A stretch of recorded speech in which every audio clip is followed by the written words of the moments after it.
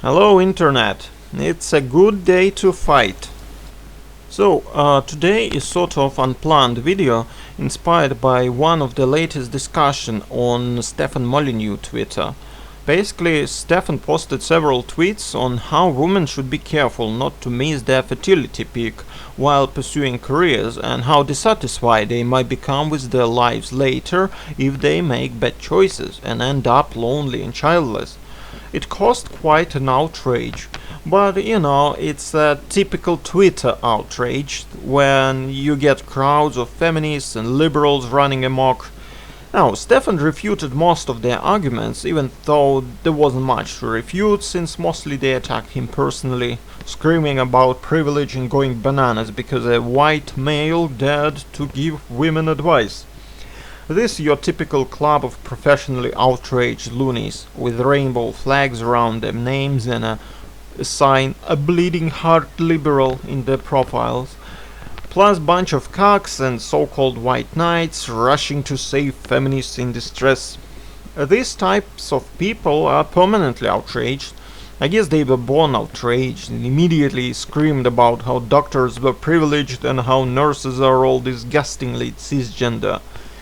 What caught my attention, however, was a comment by a conservative woman, well, at least conservative to some degree, who told Stefan that his message was offensively framed, and thus idea was presented badly, even though the idea itself was alright. Now, the thing is that important issues have to be discussed with a brutal honesty. This is only logical. This is always the same story. You want to warn someone on grave dangers, you make it very clear and honest. Want to warn someone against criminal behavior, you have to be honest about consequences. Want to warn against drug addiction, have to be honest. You want to warn against war, you will be probably describing horrors and reality of war, brutal things, right? Want to warn a person against ruining his or her life, you have to be clear. You can't say, hey, everything is super great and you can live whatever way you want, but there are some, minor problems which we can discuss while laughing and smiling. It won't work. The most powerful anti-drug movies, and I'm bringing this topic because I think it's an excellent example.